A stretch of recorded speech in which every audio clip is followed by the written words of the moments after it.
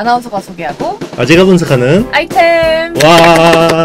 안녕하세요. 자, 오늘도 이제 최근에 반도체 시장이 네. 워낙 또 괜찮거든요. 네. 그래서 오늘도 좀 활기차게 달려보도록 하겠습니다. 자, 먼저 글로벌 뉴스부터 엔비디아가 이제 추론에 특화된 루빈 CPX를 공개했습니다. 네. 요즘엔 이제 추론 쪽도 이제 대세가 되고 있는 것 같아요.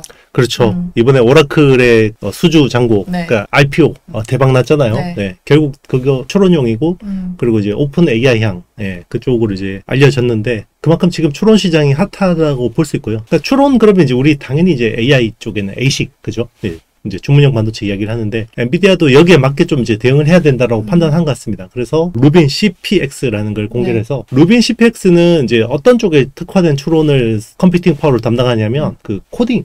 보통 지금 기업들이 대부분 AI를 이제 코딩 해주는 이제 이런 쪽으로 이제 많이 대체를 하고 있고, 네. 그리고 이제 또 하나 영상, 이미지. 저도 이제 그 수업 자료 준비할 때 그 영상 이미지 되게 많이 뽑거든요. 네. 네, 그런 쪽으로 워낙 그 컴퓨팅 파워 수요가 많다 보니까 이제 별도 칩을 우리도 라이트한 거 있습니다. 이렇게 이제 공개를 한 거죠.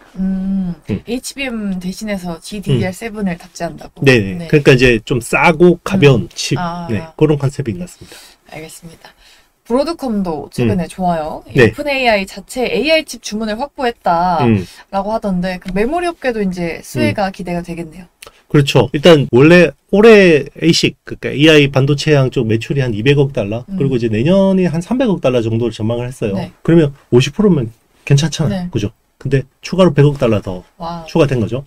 그래서 이제 오픈 AI 향으로 이제 100억 달러 수주를 받았고, 그래서 내년에 한 400억 달러 정도까지 이제 매출이 나올 것 같고, 그리고 이제 지금 오픈 AI나 이제 지금 뭐 구글 TPU라든지 아니면 뭐 메타, 바이트댄스, 뭐 이런 회사들이 한테 이제 설계해주는 칩들이 대부분 HBM 채택이 돼요. 그래서 브로드컴도 이제 HBM 쪽에서 이제 무시할 수 없는 큰 손이 되고 있다. 그리고 이제 HBM 공급 업체들 입장에서는 그동안 너무 엔비디아만 쳐다봤는데 좀 이제 수요 다변화에 기대를 좀 하고 있습니다.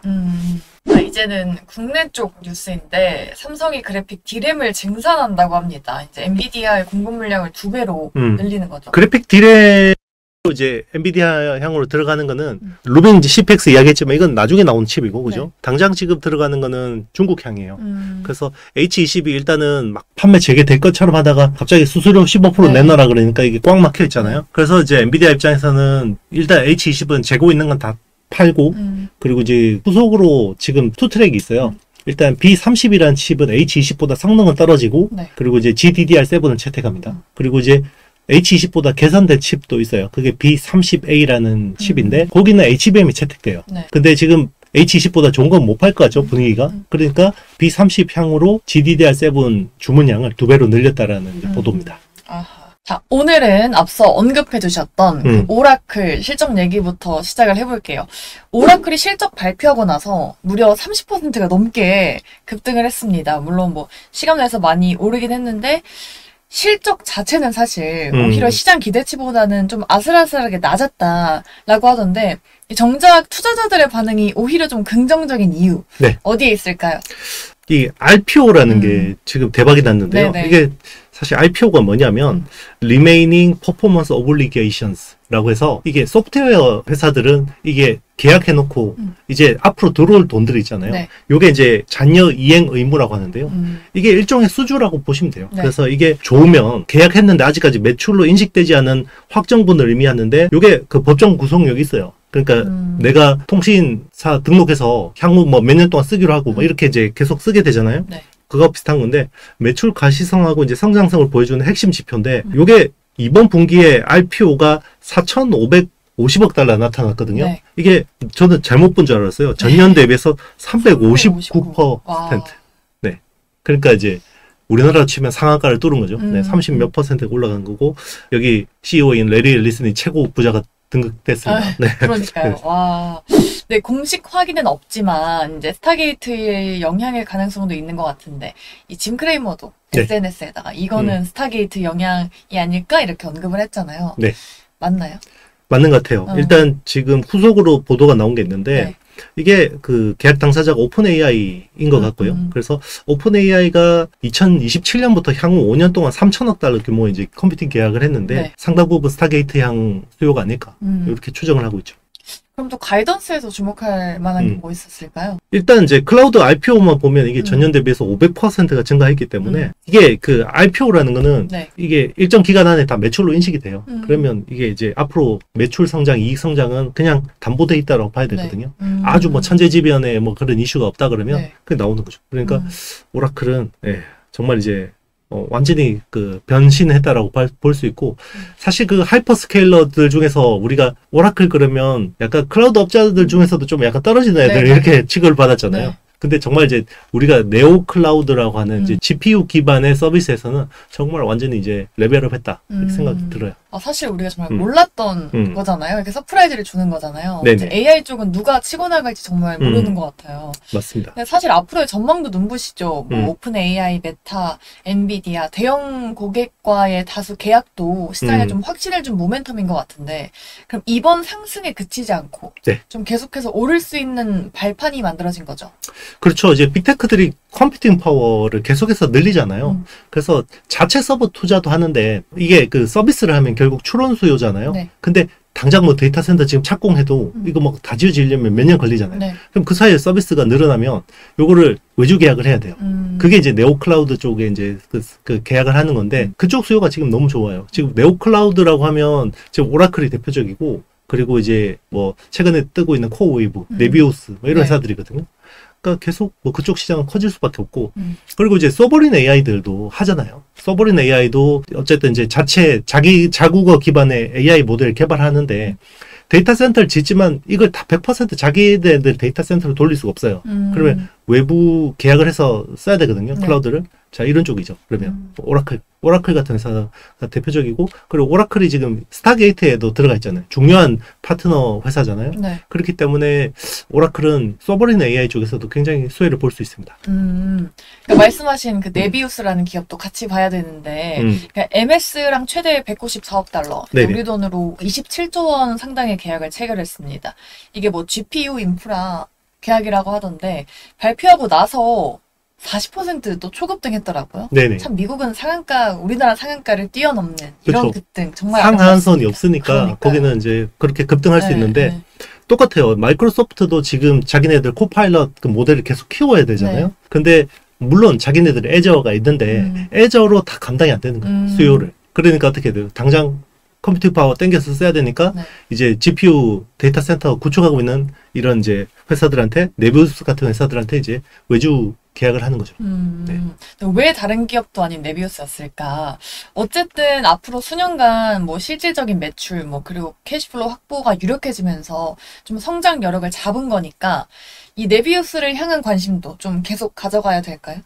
그렇죠. 지금 네오 클라우드는 이제 시작이라고 봐야 돼요. 그러니까 기존 클라우드하고 네오 클라우드가 뭐가 다르냐 이렇게 생각해 보면 기존 클라우드는 우리가 아는 뭐 아마존 웹 서비스나 이제 마이크로소프트 애저나 구글 뭐 클라우드 플랫폼이나 이런 것들은 사실은 CPU 기반으로 처음에 서비스가 시작된 거예요. 그러니까 인텔이나 AMD CPU 가져와서, 그리고 이제 여기에 D램 잔뜩 넣고 스토리지 넣고 이제 이 서버 한 대 이거를 쭉 병렬로 연결해서 이제 쓰는 게 기존의 클라우드 데이터 센터였잖아요. 그래서 일종의 이제 가상 컴퓨터기처럼 내가 실제로는 여러 개 서버를 쓰지만 마치 한 개 컴퓨터 쓰는 것처럼 이제 이렇게 서비스를 쓰는 거였고, 지금 네오 클라우드 같은 경우는 다 엔비디아 칩 기반이에요. 그러니까 엔비디아 칩 기반으로 해서 이제 어떤 AI 워크로드에 최적화된 클라우드 서비스라고 보면 되는데, 전통 클라우드하고 네오 클라우드가 좀 다른 점은 엔비디아 같은 경우는 단순히 칩 제공이 그 끝이 아니라 거기 필요한 돌아가는 소프트웨어들하고 워크로드까지 다 이게 어떻게 보면 풀스택으로 지원해 주잖아요. 근데 인텔은 그냥 CPU만 지원해주고 자기가 뭐 거기 돌아가는 소프트웨어나 이런 데 관심이 없었잖아요. 훨씬 더 좀 어떻게 보면 엔비디아의 영향력이 더 크다라고 볼 수 있고, 실제로 그런데 네오 클라우드가 뜬다라고 하지만 어제 밤에 보면 엔비디아 주가가 좋았잖아요. 그러니까 이게 듣고 보면 위너는 엔비디아인 거죠. 이미 너네가 열심히 해도 따라잡을 수 없다 이런 건가요? 그런 것도 있는데 엔비디아가 마음만 먹으면 네오 클라우드를 누구를 키워줄지 자기들이 결정할 수 있어요. 왜냐면 코어웨이브한테 칩을 몰아서 줘요. 수요는 어차피 많아. 그럼 코어웨이브 실적이 막 좋아져요. 네비우스한테 자기가 밀어주고 싶어. 그럼 네비우스한테 밀어주면 얘가 막 좋아져.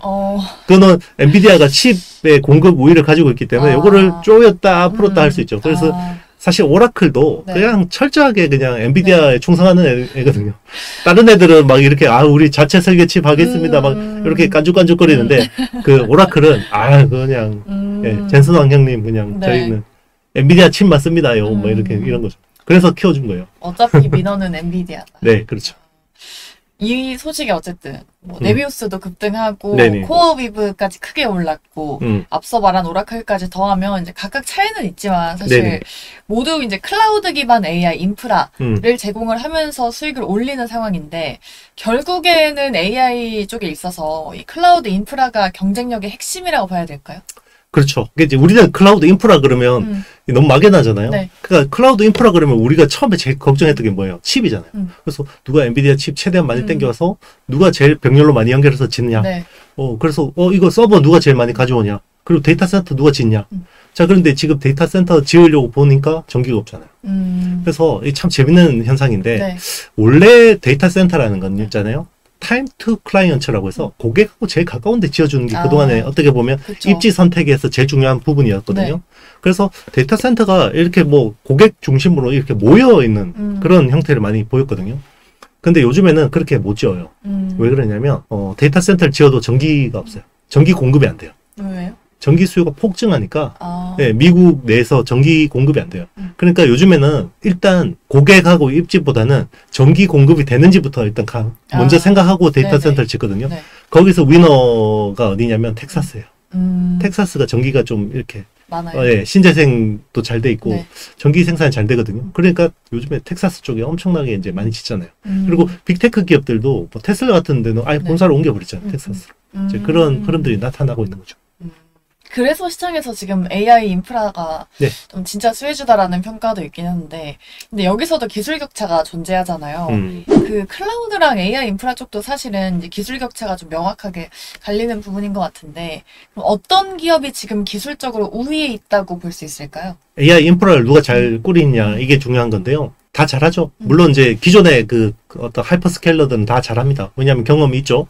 근데 최근에 보면 그 신생 업체인데 굉장히 주목받는 회사가 있어요. 네. 네, XAI의 그록. 네. 네. 일론이 이제 별도 만든 회사잖아요. 네. 그래서 그록이 굉장히 좋은데 그록이 엔비디아 GPU를 최대한 많이 끌어와서 이거를 막 한 석 달 만에 AI 클러스터를 꾸리고 그러거든요. 그게 그만큼 기술이 좋은 거고. 어떻게 끌어왔지? 그 인력들 엄청나게 땡겼어요.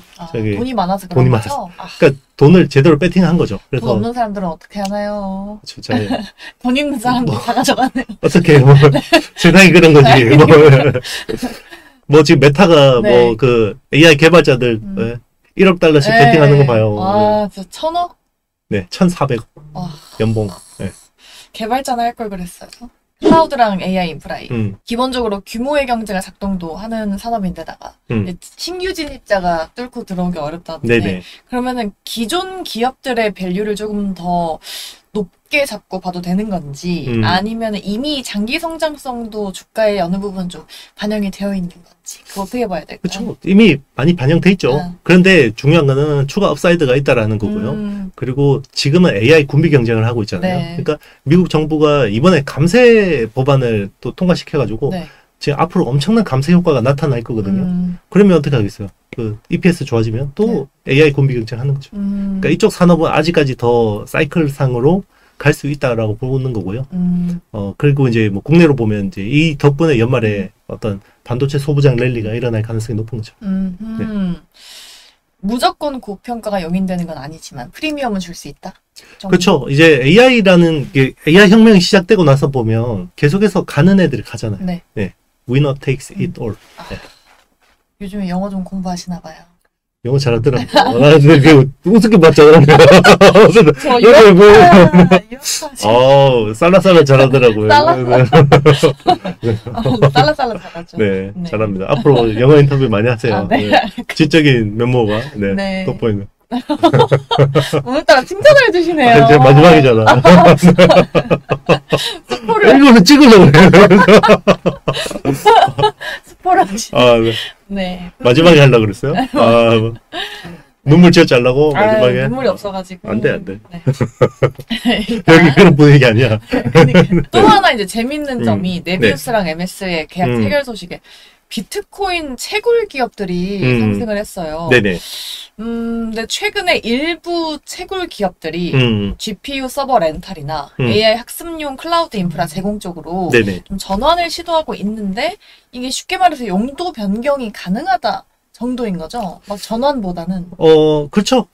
근데 이제 거기에 올라가는 소프트웨어라든지 여러 가지 그런 것들은 필요하지만 네. 충분히 가능하죠. 왜냐하면 코인 채굴이라는 게 네. 결국 GPU 기반으로 이제 그 컴퓨팅 파워를 제공해 주는 건데 그거를 그냥 AI용으로 돌리기는 훨씬 수월하죠. 네. 고성능 반도체, 네. 전력, 냉각 이런 게 삼박자가 다 필요해서 그런 건가요? 그렇죠. 아무래도 그 코인 채굴도 굉장히 어떤 그 컴퓨팅 파워가 네. 병렬로 많이 연결이 돼야 되고 네. 거기서도 발열도 엄청나게 발생하거든요. 근데 코인 채굴용 GPU 같은 경우는 이제 AI 서버용보다는 약간 그냥 우리 RTX 시리즈 같은 네. 그냥 소비자용 그 GPU 가지고 이렇게 많이 연결해서 쓰기도 하거든요. 그래서 어느 정도 효율이 날지는 모르겠고 제가 보기에는 그래도 일단 엔비디아 AI 가속기 우리 네. 서버용 칩들을 일부 좀 갖다 놓고 이걸 이제 병렬로 연결하는 작업들이 필요하지 않을까 생각합니다. 그럼 결론적으로 비트코인 채굴 기업은 AI 인프라 플레이를 한다. 이게 보조적인 거예요? 메인 플레이는 아니고. 충분히 가능하고요. 이게 낙수 효과가 메인으로? 크잖아요. 메인이 되기는 어렵고 네. 아무래도 이게 AI용으로 지어진 데이터 센터보다 아무래도 효율이 떨어지겠죠. 그런데 기존의 CPU 기반의 데이터 센터를 가지고 있는 애들보다 네. 유리하겠죠. 아. 왜냐하면 엔비디아의 칩을 가지고 오랫동안 이제 나름의 경험과 노하우를 쌓았을 거 아니에요. 그게 도움이 되겠죠. 그러면 약간 바보 같은 질문일 수도 있는데 비트코인 vs AI 관련주. 저는 AI죠. 네. 아. 그러니까 비트코인은 네. 디지털 금이라고 봐야 되고요. 네네. 사실 금이 가치가 있지만 사실 네. 재미는 없는 시장이잖아요. 요즘에는 그렇긴 한데 깜짝 놀랐어요. 팔란티어, 네. 엔비디아 이런 네. 거 오르는 거 보면서 아. 금 오르는 게 성에 차나요? 그건 네. 그렇죠. 네. 근데 또 안정적일 수도 있다고. 오라클 이런 거 보니까. 보면 그렇죠. 우리 여기 안정적인 분들 별로 안 들어오시더라고요. 우리 아이템에. 맞습니다. 네, 그렇죠. 재미가 있긴 해요. 당장 따블 날 거 내놔라 이런 거지. 내 나라. 네, 그렇죠. 종합하자면 빅테크들의 AI 투자 여전하고 네네. AI 성장성 또한 여전하다. 네, 그런 측면에서 AI 인프라도 많이 중요해지고 있다. 네. 그러면 AI 관련해서 AI 칩도 있고 소프트웨어도 있고 네. 인프라도 있고 전력도 있고 하잖아요. 그럼 모두 중요하지만 네네. 우선순위를 따진다면 네. 이 시청자분들께서 내놔라 라고 하신다면 그 투자 매력도를 조금 이렇게 줄 세워봐야 하지 않을까요? 일단 단기적으로 봤을 때는 네. 주 단위, 월 단위로 봤을 때는 전력이 지금 제일 쇼티지는 맞아요. 전력 쪽, 그래서 전력 인프라 쪽이 더 갈 수 있는데 네. 중요한 거는 지금 지버노바라든지 컨스트레이션 에너지라든지 국내에서 두산 에너빌리티라든지 아니면 HD 현대 일렉트릭이라든지 다 신고가거든요. 그러니까 많이 프라이싱 돼 있다는 네. 거예요. 업사이드는 더 있어요. 그래서 이제 그쪽으로 보시는 분들은 약간 언제든 트레이딩 관점으로 좀 빠질 생각을 하고 들어가셔야 되고 네. 엔비디아나 이제 TSMC나 SK 하이닉스 같은 경우는 네. 중장기적으로 보면 좀 더 이제 올라갈 업사이드가 있다라고 볼 수 있고요. 최근에 이제 그래도 조금 약간 슬로우하긴 하지만 AI 소프트웨어 쪽도 여전히 좋을 수 있고 그리고 소프트웨어 같은 경우는 아무래도 좀 이제 그 무역 그 어떤 이슈들이 노이즈가 생겼을 때는 아무래도 소프트웨어는 조금 이제 그 무역 장벽에서 좀 네. 이제 자유롭잖아요. 네네. 그래서 어떻게 보면 약간 피난처 역할 좀 그런 컨셉으로 가는 것 같아요. 알겠습니다. 자, 오늘 10시, 오전 네. 10시에 열린 이재명 대통령 취임 100일 기념 기자간담회. 양도세 대주주 네네. 이 기준 발언이 되게 중요하긴 할 것 같은데 네네. 일단은 지금 나온 건 없죠. 아직은 없는 것 같습니다. 그러면 네. 이게 국내 증시에 어떤 영향을 좀 줄지 네. 이거를 계기로 뭔가 본격적인 상승 랠리 펼쳐질 수 있을지 이 정책 기대감 뭔가 단기적으로 네. 투자 심리를 개선을 시킬 수 있을지 어떻게 보세요? 만약에 오늘 그 대주주 양도세 네. 그 50억 그거를 만약에 원하는 대로 하지 않는다 그러면 시장은 쇼크 날 거예요. 왜냐면 이미 다 해주는 걸로 지금 반영을 하고 있어요. 네. 프라이싱 하고 있고 실제로 그리고 50억 대주주 요건 그냥 기존 안대로 하겠다라고 네. 해도 시장이 더 오를지 모르겠어요. 일단 재료 소멸로 봐야 될 것 같고 그래서 제가 보기에는 중립적이에요. 한다, 그러니까 좋은 결과가 나타나면 중립적이고. 좋은 결과에도 중립이다? 네, 좋은 결과에도 중립이고, 안 하면 큰일 납니다. 그럼 뭐. 네. 단기 랠리는 뭐, 그냥 꿈이네요. 그렇죠. 만약에 일단 대주주 양도세 부분을 일단 원한대로 하는데 시장이 빠진다. 그러면 저는 오늘이 매수 타이밍이라고 봐요. 오히려 매수 타이밍. 네. 근데 이제 만약에 안 한다. 그러면 일단은 대피해야 될 것 같습니다. 알겠습니다. 여러분들이 보시는 이 영상에서는 아마 결과가 나왔을 건데 지금 열심히 지금 기자회견하고 있기 때문에 어떻게 될지 지켜보겠습니다. 네. 근데 이재명 대통령이 반도체 산업을 1호 공약으로 삼았잖아요. 네. 그럼 반도체 정책 어떻게 되는 걸까? 뭔가 되고는 있는 건가요, 지금?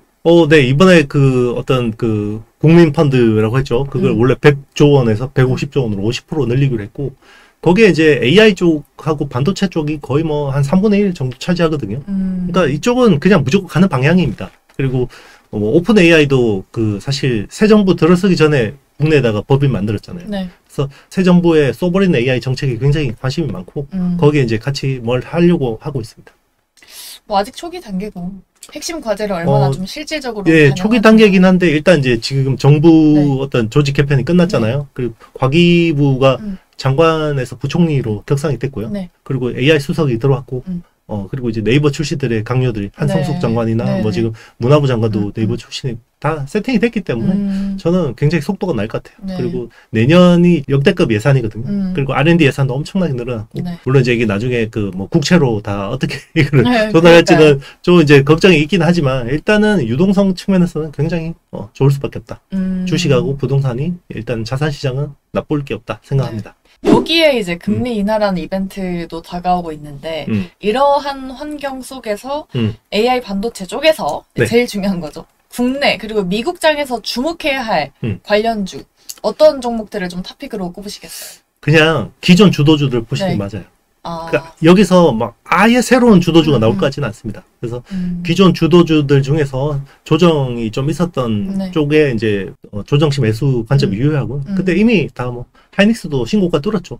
그래서 뭐 제가 해제 이건 아니고 사실 하이닉스가 그때 골드만삭스 공격 빠질 때도 저는 제가 소수 의견인데 저거 틀린 것 같습니다라고 이야기했었고요. 그리고 제가 맞았죠? 맞았죠? 제가 맞췄습니다. 맞지? 그렇게 계속 갈 것 같아요. 그래서 어쨌든 이제 지금 뭐 하이닉스나 뭐 이렇게 이제 신고가 종목들은 지금 산 사람 중에 손해본 사람이 아무도 없단 말이에요. 그래서 더 유동성이 풀리면 더 갈 수도 있죠. 오히려 조정이 기회가 될 수 있는 정말로. 네, 그렇죠. 뭐 만약에 지금 어떤 자산의 어떤 이동, 그러니까 부동산에서 주식으로 뭔가 자산의 이동으로 이게 본격적으로 드라이브를 건다 그러면 신고가라도 잡는 게 맞다고 봐요. 만약에 뭐 본인의 포지션이 자산 비중이 주식이 너무 낮다 그러면 지금이라도 잡는 게 맞다고 생각합니다. 그러면 미국 주식에서의 탑픽은요? 전통의 뭐 강자, 엔비디아, 브로드컴, 뭐 TSMC, 오라클은 이제 이미 많이 올랐지만 그래도 조정시 매수 관점으로 봐야 되고요. 그리고 이제 최근에 AI 쪽에 뭔가 두드러지는 메타하고 알파벳 주목할 만한 한 것 같습니다. 알겠습니다. 이렇게 탑픽까지 들어봤고요. 오늘 이제 기자회견 하고 나서 시장이 조금 그래도 괜찮았으면 좋겠네요. 그러게요. 저도 굉장히 지금 보고 있는데 이게 이제 이벤트 전에 주가가 좀 밀리더라고요. 근데 이제 다시 또 올라오네요. 다행스럽습니다. 우리 대표님이 앞서서 이제 어디서 배신하고 가는 거야? 배신은 아니고요. 오늘 사실 아이템과 함께하는 마지막 날입니다. 실감이 정말 1도 안 나고요. 사실 정말 이제 좋아하고 제가 애정했던 프로그램이거든요. 진짜 1년 넘었잖아요. 1년 왜냐면 그쵸? 제가 작년 5월 그러네요. 너무 슬퍼요, 사실. 제가 튀어서 그렇게 웃으면서 이야기를 눈물을 잡는 세영. 제가 튀어서 정말 영혼이 없다는 말을 자주 듣지만 정말 진심이고요. 약간 오랜 남친이랑 헤어지는 것처럼 되게 슬프더라고요. 먹먹하고. 아니라고 지금 믿고 있는 거지만 저 진짜 너무 힘들어요. 다음 주 경쟁사 방송 가서 웃고 있을 거 아니야. 경쟁사 아니죠. 매경이 원탑인데 경제방송에서. 어디 가세요? 제가 부족한 점도 많았는데 예쁘게 봐주시고 많이 놀려주시고 많이 가르쳐주시고 아니 뭐 언제 놀렸다 그래 내가 많이 배웠어요. 진짜 많이 배우고 좀 많이 성장한 것 같은데 우리 네. 시청자분들도 네. 사실 사랑해주시는 댓글 덕분에 네. 힘도 많이 나고 네. 응원도 많이 받았는데 너무 슬퍼요. 그런 이야기 되게 어색하다. 그래요? 진심을 진짜 전하는 네. 거예요, 정말. 네. 네. 근데 제가 이 얘기 드렸더니 대표님께서 네. 정말 회자 정리 거저 네. 필만이다. 대표님 다음 멘션 하셨잖아요. 맞습니다. 사실 네. 뭐 끝이 있으면 또 네. 새로운 시작도 있고 그렇죠. 네. 인연이 있으면 또 다시 맞습니다. 만날 수도 있고 하는 그렇죠. 거잖아요. 네. 세상 끝이 아니니까. 그렇죠. 지구는 돌고 돈다. 아시죠? 요즘 철학책을 좀 보나 봐요. 집에 책도 많이 읽고 있어요. 인생에 네. 좀 현타가 많이 네. 와서. 네. 제가 좀 책을 죽어도 안 보더라고요. 다 읽었죠. 다 읽었어요? 제가 뭐 인증샷도 인스타에 올렸는데. 네, 알겠습니다. 네. 저는 더 성장해서 네. 좋은 모습으로 돌아오도록 하겠습니다. 아이템도 끝이 아니고 사실 계속되니까요. 뉴페이스 여러분. 매경의 네. 최장수 프로 같아요. 그러니까요. 아이템이. 네. 그리고 제일 인기 프로잖아요. 그렇죠. 그 인기 프로그램과 우리 대표님과 네. 함께 할 수 있어서 너무 큰 영광이었고요. 저는 이제 시청자로서 아이템 지켜보고 네. 응원하고 댓글 달 거야. 그러니까 안 달 거야? 댓글도 달도록 하겠습니다. 그 얘기 하려고 했는데 네. 먼저 선수를 던져버리는. 네. 네. 여러분 그동안 저 응원해주셔서 너무 감사했고요. 아이템 앞으로도 많은 사랑 부탁드리도록 하겠습니다. 아이템 항상 응원하도록 하겠습니다. 댓글 많이 남겨주시고요. 다음 영상도 기대해주시길 바라겠습니다. 자, 아이템과 또 함께하고 싶으신 분들은 좋아요, 구독, 알림 설정, 댓글 부탁드립니다. 여러분 안녕.